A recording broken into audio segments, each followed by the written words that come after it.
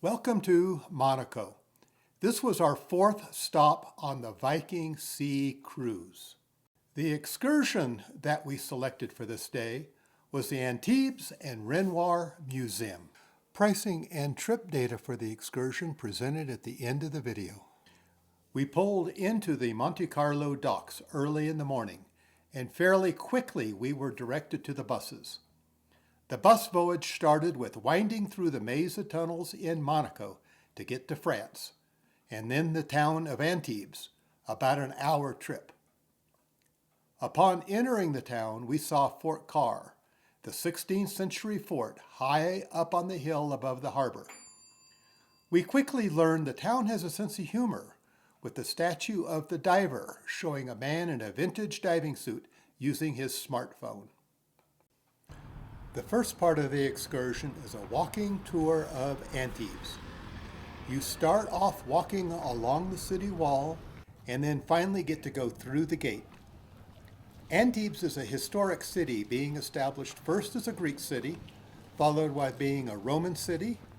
Then from the 1500s to the 1600s it changed hands many times, being a Christian town, a Muslim town, then being owned by the Catholic Church, then being French, then being German, until finally in the mid-1600s when it became a fortified city. You are able to walk the stairs up to the top of the city wall. This will give you an excellent view of the harbor, the fort, and the art sculpture. The far portion of the harbor is referred to as Billionaire Harbor because of all of the expensive boats.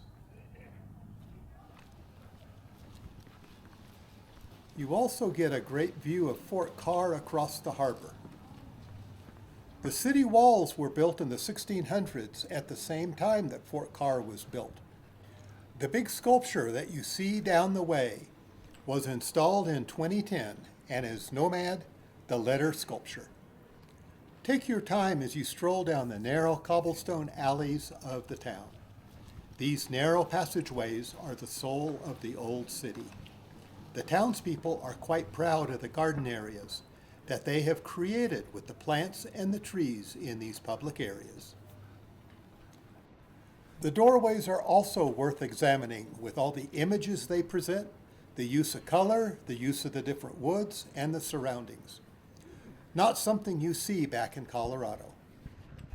This tower was built between the 11th and 12th centuries, which makes it older than the city walls. It was built to provide warning of Muslim attacks from across the sea.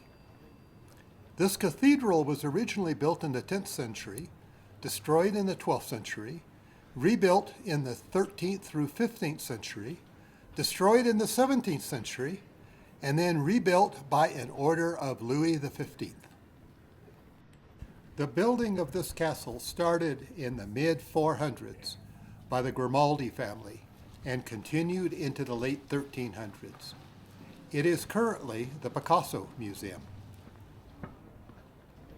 We leave the narrow passageways and wander down to the coastline of Anse Saint Roch Cove.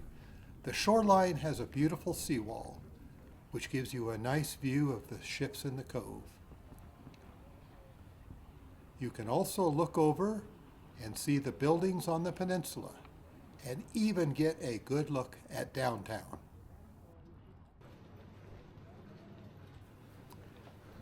We have a nice walk along the shoreline there, seeing the residences and the restaurants. But it is time to get back into the narrow passageways and head to the marketplace for lunch. We gather at the Championnet statue and then are released for free time to wander the streets and get some lunch. We first pass Hotel de Ville, built in 1828.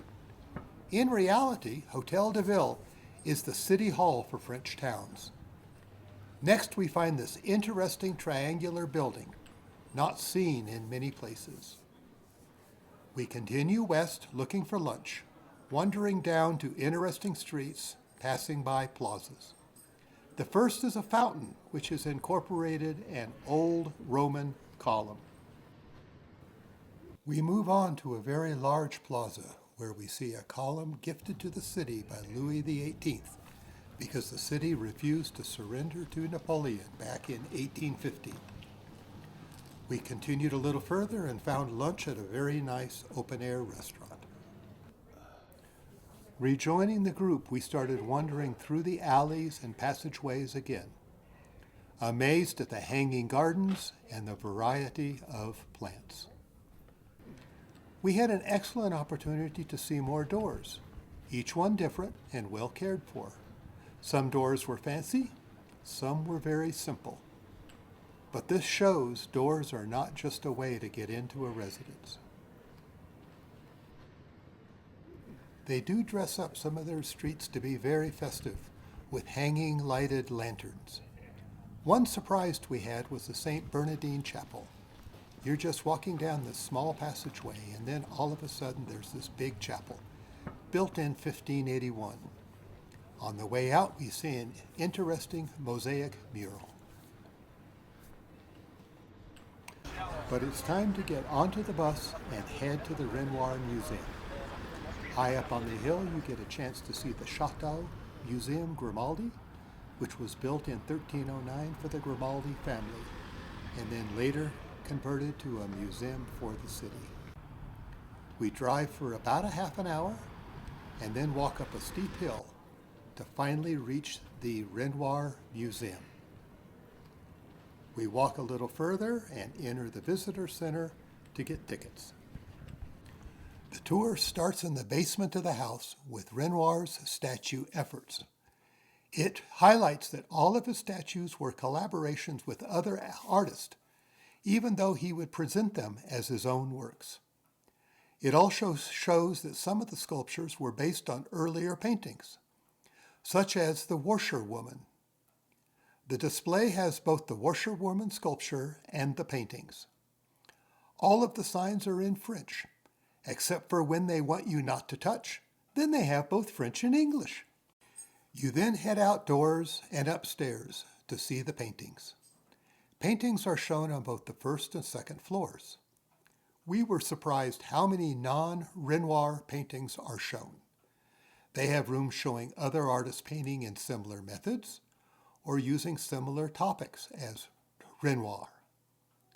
They show paintings other artists did capturing very similar scenes as Renoir, not what we were expecting.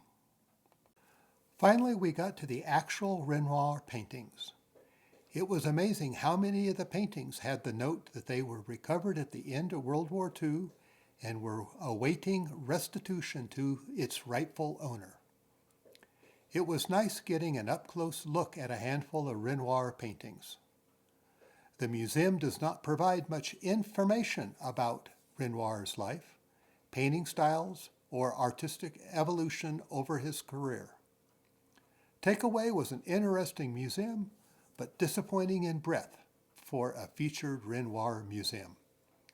We were also surprised that the museum was not climate controlled, and it got hot and stuffy while viewing the pictures.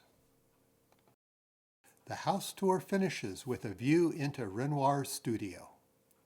The walk around the grounds was interesting since Renoir used olive trees in many of his paintings.